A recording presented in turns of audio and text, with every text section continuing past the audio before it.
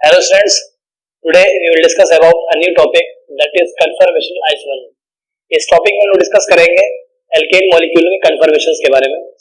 इसे स्टार्ट करते हैं हम उसके डेफिनेशन से। So the definition is different arrangement of atom और group of molecule in 3D space due to the free rotation around carbon-carbon single bond is known as conformation. And this phenomena is known as conformational isomerism. देखिए इस पूरे phenomena को हम एक demo molecule समझ सकते हैं।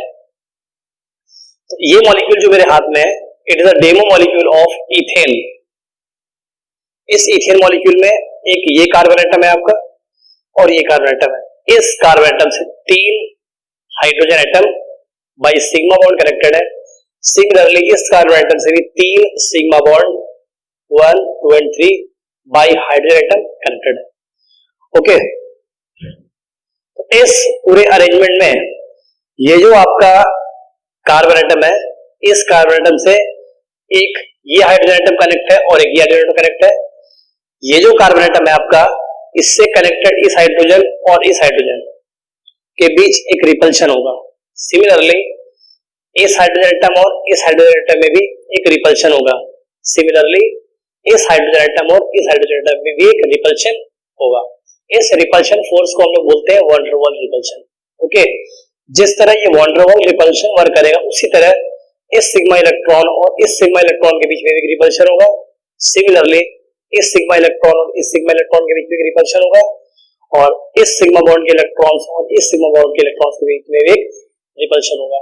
और इस रिपल्शन फोर्स को हम लोग बोलते हैं टॉर्जनल रिपल्शन। देखिए, 2 टाइप्स के रिपल्शन आपके लग रहे हैं और इस रिपल्शन की वजह से ये मॉलिक्यूल आपका अनस्टेबल हो जाएगा और इस अनस्टेबिलिटी की वजह से ये मॉलिक्यूल खुद को स्टेबल करना चाहेगा, एक स्टेबिलिटी अचीव करना चाहेगा। इस स्टेबिलिटी को अचीव करने के लिए क्या होगा कि ये दोनों कार्बन एटम में जो सिंगल बॉन्ड आपका है, इस सिंगल बॉन्ड के अबाउट ये एक कार्बन एटम के जो एटम्स या ग्रुप्स होंगे, ये आपके फ्री रोटेशन परफॉर्म करेंगे। और जब ये फ्री रोटेशन परफॉर्म करेंगे तो इस फ्री रोटेशन से एक डिफरेंट टाइप्स के अरेंजमेंट बनाएंगे।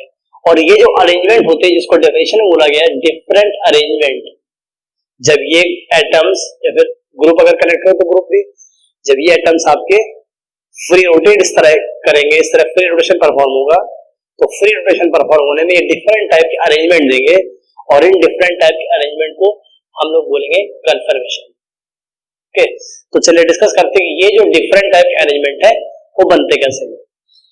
तो ये फर्स्ट केस में हम लोग डिस्कस करते हैं इस डेमो मॉलिक्यूल में। देखिए, ये जो आप फर्स्ट केस देख रहे हो, जिस फर्स्ट केस में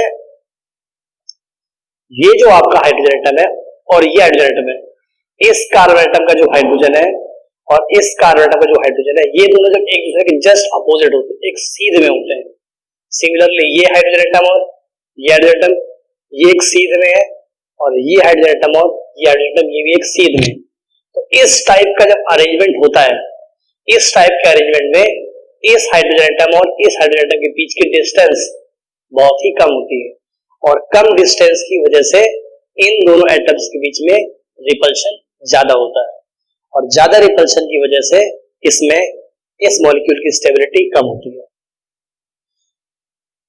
अब जब ये फ्री रोटेट करेगा, देखिए मॉलिक्यूल स्टेबिलिटी फाइंड आउट करने के लिए एक कार्बन एटम को फिक्स रखते हुए दूसरे कार्बन एटम के अबाउट फ्री रोटेशन होगा और जब ये फ्री रोटेट करेगा इस तरह, तो जब ये फ्री रोटेशन होगा तो इस फ्री रोटेशन में इस हाइड्रोजन और इस हाइड्रोजन एटम की डिस्टेंस इंक्रीज कर जाएगी।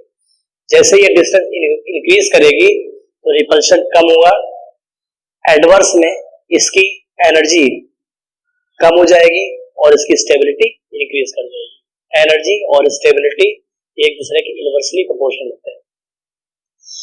तो एक अरेंजमेंट की बात की, जिस अरेंजमेंट में आपका ये हाइड्रोजन एटम और ये हाइड्रोजन एटम एक दूसरे के जस्ट अपोजिट है, इस टाइप के अरेंजमेंट को हम लोग नाम देते हैं इक्लिप्स फॉर्म का। ये जो फॉर्म है मॉलिक्यूल की, जिस फॉर्म में एटम्स हाइड्रोजन एटम्स दोनों ही कार्बन एटम में कनेक्टेड जो हाइड्रोजन एटम्स हैं, ये दोनों एक दूसरे के जस्ट अपोजिट है, तो इस कन्फर्मेशन को या इस फॉर्म को हम लोग नाम देते हैं इक्लिप्स फॉर्म।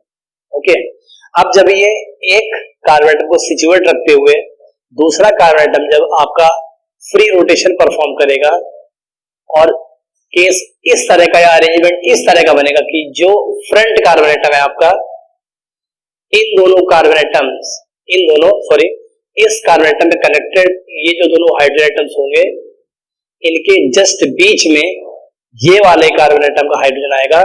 तो इस सिचुएशन को आप सामने से देखेंगे, तो इस सिचुएशन को हम लोग बोलेंगे स्टैगर्ड फॉर्म। इस सिचुएशन को क्या बोलेंगे हम लोग? Staggered form. ये सिचुएशन आपकी स्टैगर्ड फॉर्म है और ये सिचुएशन आपकी इक्लिप्स फॉर्म है। इक्लिप्स फॉर्म में डिस्टेंस कम होगी, एनर्जी ज्यादा होगी, इसके एडवर्स स्टेबिलिटी कम होगी। सिमिलरली जब ये फॉर्म होगी आपकी, जब इन दोनों हाइड्रोजन एटम के बीच में आपका हाइड्रोजन एटम आएगा, इस केस में मॉलिक्यूल की स्टेबिलिटी ज्यादा होगी। एक फॉर्म आपने पढ़ी इक्लिप्स फॉर्म और दूसरी फॉर्म आपने पढ़ी स्टैगर्ड फॉर्म। ओके, तो अब अपन लोग क्या करते हैं, इस इथेन मॉलिक्यूल को बोर्ड में ड्रॉ करके इसको समझते हैं।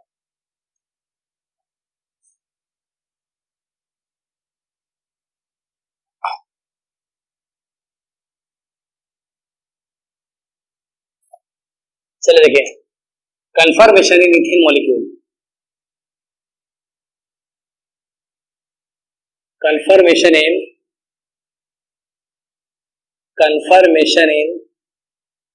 Ethane molecule.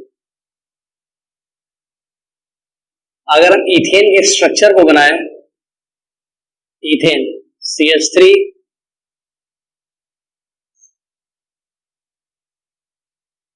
Single bond CH3, it is the structural formula of ethane molecule. और इस इथेन मॉलिक्यूल में हमने इस कार्बन एटम को एक इस तरह रिप्रेजेंट किया और दूसरे कार्बन एटम को हमने इस तरह रिप्रेजेंट किया। ये बीच में इसके सिंगल बॉन्ड को मैंने शो किया हुआ। ओके, इस कार्बन एटम को मैंने इस पॉइंट शो किया और इस कार्बन एटम में आपके 3 हाइड्रोजन कनेक्ट है, इसको कुछ इस तरह शो किया।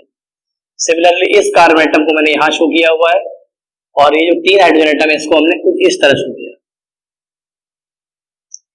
ये आपके 3 हाइड्रोजन एटम्स फर्स्ट कार्बन के और ये 3 हाइड्रोजन एटम्स आपके सेकंड कार्बन। ओके, तो ये जो सिचुएशन अभी आपने थोड़ी देर पहले जो डिस्कस किया था, इस सिचुएशन में आप लोग देख रहे हो कि ये जो दोनों ही कार्बन से जो कनेक्टेड हाइड्रोजन एटम है, दोनों ही कार्बन से जो कनेक्टेड हाइड्रोजन एटम है, ये एक दूसरे के जस्ट अपोजिट आ रहे हैं। ये एटम इसके अपोजिट, ये एटम इसके अपोजिट और ये एटम आपका इसके अपोजिट। तो इस केस को इस कंडीशन में हाइड्रोजन के बीच की डिस्टेंस कम होगी। अपन लोगों ने भी डेमो मॉलिक्यूल से देखा था और इसकी डिस्टेंस कम होने पर इसका रिपल्शन ज्यादा वर्क करेगा, इसकी स्टेबिलिटी कम हो जाएगी। देखिए, इस मॉलिक्यूल में इस कार्बन एटम को फिक्स रख के इस कार्बन एटम के अबाउट इस कार्बन एटम के एटम्स को अगर जब फ्री रोटेट करें, चलिए इसमें 60 डिग्री का रोटेशन परफॉर्म करते हैं। 60 डिग्री का रोटेशन हमने परफॉर्म किया तो एक नई सिचुएशन आपके सामने निकल करके आएगी।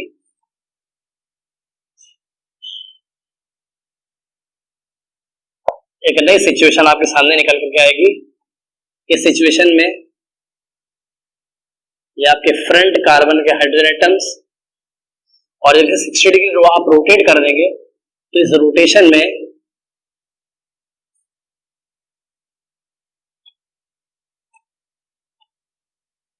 कुछ इस तरह का केस बनेगा।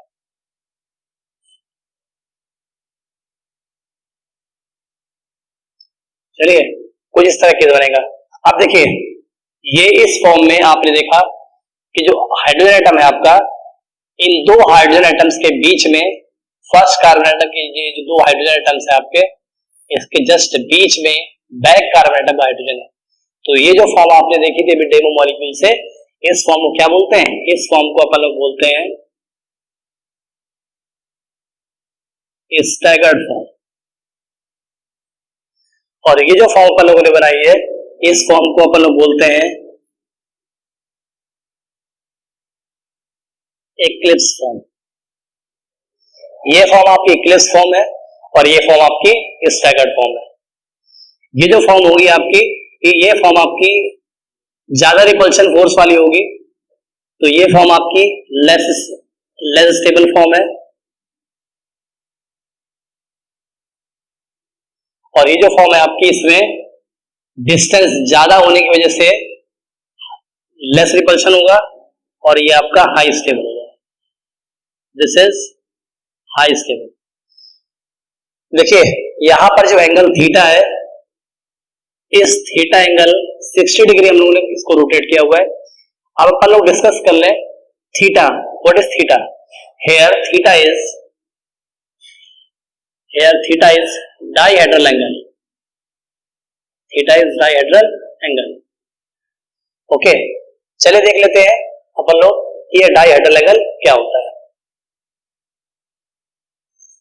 देखिए इस मॉलिक्यूल को जरा आप देखिए, अभी इस डेमो मॉलिक्यूल को, इस डेमो मॉलिक्यूल में अगर हम इस कार्बन एटम की बात करें तो इस कार्बन एटम में ये हाइड्रोजन एटम है आपका, ये हाइड्रोजन है और ये हाइड्रोजन है।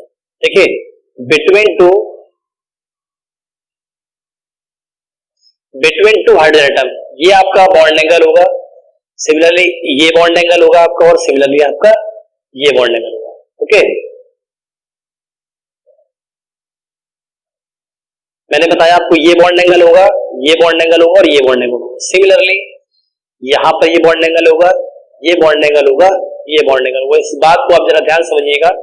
अभी फर्स्ट सिचुएशन में, जिस सिचुएशन में ये एटम और ये एटम आपका एक दूसरे के जस्ट अपोजिट है, बैक टू बैक एक दूसरे के, इस सिचुएशन में इस हाइड्रोजन एटम और इस हाइड्रोजन एटम के बीच का जो बॉन्ड एंगल है दैट इज 0। ये फॉर्म आपकी इक्लिप्स फॉर्म है। और जब इसको हमने थोड़ा सा रोटेट किया, इस तरह कुछ रोटेट किया, तो इस रोटेशन में जब आप सीध में देखेंगे तो इस हाइड्रोजन एटम और इस हाइड्रोजन एटम, पहले इसकी सिचुएशन इस तरह की थी, एक दूसरे के जस्ट अपोजिट, इस समय जो एंगल था इनके बीच में 0 था।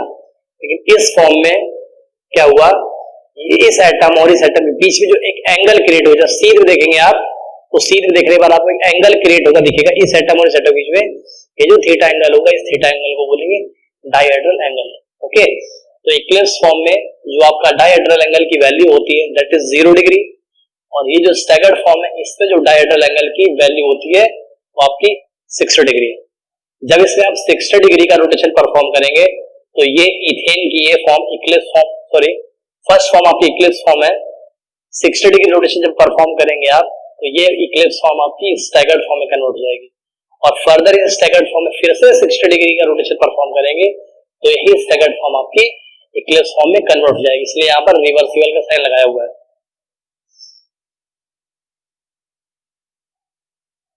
एक बात और ध्यान देने वाली है यहाँ पे, इस इथेन मॉलिक्यूल को हमने कुछ इस तरह यहाँ पर शो किया है। ये जो फॉर्मूला है, ये जो मेथड है आपका इथेन मॉलिक्यूल को इस तरह रिप्रेजेंट करने के मेथड को बोलते हैं हम लोग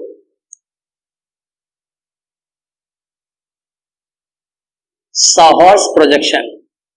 साहॉर्स प्रोजेक्शन किसी 3D मॉलिक्यूल की इमेज को 2D प्लेन में ड्रॉ करने के मेथड को बोलते हैं प्रोजेक्शन, और जो फॉर्मूले निकल के आते हैं दैट फॉर्मूले इज प्रोजेक्शन फॉर्मूले। सो ये जो फॉर्म बनी है आपकी, जो प्रोजेक्शन मेथड है आपका, this projection method is sawhorse projection. तो ये इथेन मॉलिक्यूल का साहॉर्स प्रोजेक्शन फॉर्मूला हो गया। साहॉर्स प्रोजेक्शन की तरह ही एक प्रोजेक्शन आपका और होता है, उसे बोलते हैं न्यूमैन प्रोजेक्शन। तो अब अपन लोग देखने वाले हैं इथेन मॉलिक्यूल के न्यूमैन प्रोजेक्शन के बारे में स्टडी करेंगे।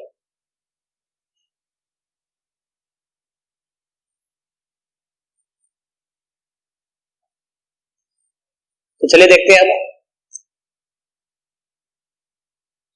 न्यूमैन प्रोजेक्शन मेथड में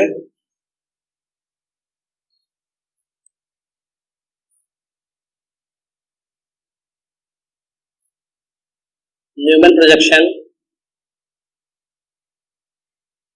प्रोजेक्शन में ये जो इथेन मॉलिक्यूल है आपका, इस इथेन मॉलिक्यूल में इस कार्बन एटम को, जिसको आप फ्रंट से देख रहे हैं, उस कार्बन एटम को आप एक डॉट से रिप्रेजेंट करेंगे, और जो बैक कार्बोनेटम है आपका उसको आप एक सर्किल से रिप्रेजेंट करेंगे। ऐसे मान लीजिए कि ये आपका सेंटर है फ्रंट कार्बोनेटम और जो बैक कार्बोनेटम है आपका उसकी सर्कमफेरेंस है। तो जो फर्स्ट कार्बोनेटम है that is centre of the circle, first carbon atom से कनेक्टेड हाइड्रोजन को इसके हम सेंटर से ही ड्रॉ करेंगे कुछ इस तरह।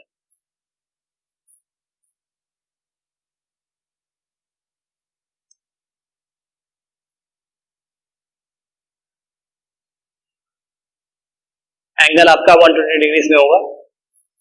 ये हाइड्रोजन एटम आपका, ये हाइड्रोजन और ये हाइड्रोजन। सेंटर वाला कार्बन आपका फर्स्ट कार्बन था या फिर इसको फ्रंट कार्बन बोलेंगे। इससे 3 हाइड्रोजन एटम आपके इस तरह कनेक्टेड है और जो बैक कार्बन एटम इसको शो किया गया है इसकी सर्कमफेरेंस है और इस सर्कमफेरेंस से ही बैक कार्बन से कनेक्टेड हाइड्रोजन को हम लोग शो करने वाले हैं।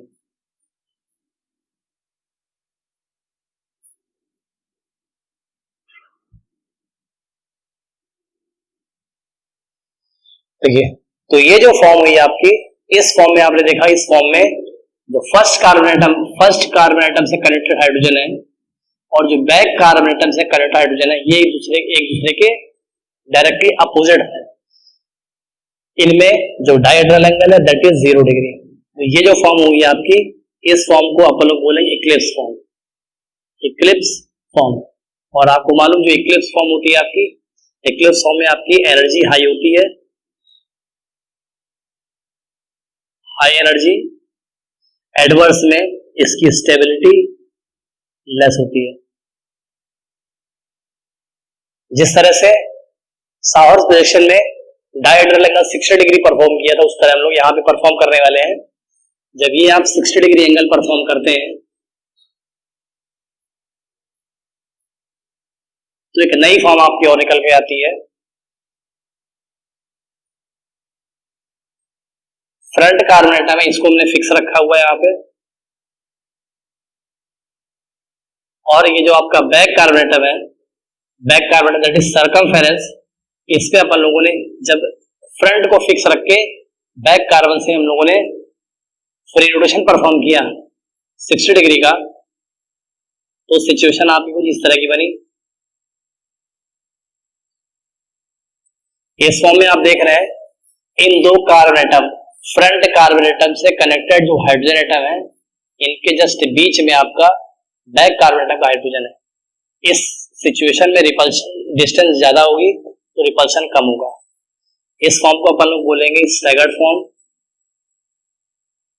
Staggered form. ये फॉर्म में आपकी लेस एनर्जी होगी, एडवर्स में इसकी स्टेबिलिटी हाई होगी। ओके, तो ये जो आपका प्रोजेक्शन फॉर्मूला है, that projection formula is Newman projection formula. Okay, आप देखिए इस कन्फर्मेशन को एक ग्राफ से रिप्रेजेंट करते हैं। इसके रिगार्डिंग एक ग्राफ आपका बनाते हैं। इस ग्राफ की वाई एक्सिस पे अपन लोगों ने मॉलिक्यूल्स के एनर्जी को रखा है और एक्स एक्सिस पर theta that is dihedral angle को शो किया है, दैट इज सेंटर पॉइंट। देखिए सबसे फर्स्ट केस अगर हम बात करें, इक्लिप्स फॉर्म में आपको पता है कि स्पेसिफिक एनर्जी होती है इसकी, इस एनर्जी को हमने एक ये पॉइंट मान लिया। ओके, तो उसकी एनर्जी उस पॉइंट से मैंने शो की हुई है। जब ये फॉर्म आपकी इस फॉर्म में कन्वर्ट होगी, इस फॉर्म की एनर्जी लेस होती है, angle 60 degree, 120 degree, 180 degree, 240 degree. देखिए जब इक्लिप्स फॉर्म आपकी स्टैगर्ड फॉर्म में कन्वर्ट होगी तो उसकी एनर्जी आपको किस तरह आएगी, एनर्जी लेस हो जाएगी। ओके, और जब स्टैगर्ड फॉर्म से फिर से इक्लिप्स फॉर्म में आएगी, यानी फर्स्ट 60 डिग्री में इक्लिप्स फॉर्म आपका स्टैगर्ड फॉर्म में कन्वर्ट होगा और नेक्स्ट 60 डिग्री में स्टैगर्ड फॉर्म आपका इक्लिप्स फॉर्म में कन्वर्ट हो जाएगा। तो ये आपकी इक्लिप्स फॉर्म आपकी स्टैगर्ड फॉर्म में कन्वर्ट हो गई, इसकी एनर्जी आपकी लेस होगी, फिर से स्क्रीन रोटेशन परफॉर्म होगा तो ये आपका ये फॉर्म आपको बन जाएगा। Okay, this is the 120 degree. फिर से नेक्स्ट आप परफॉर्म करोगे तो ये फिर से आपका 120 में आ जाएगा और 180 में फिर से आपका ये 240 में।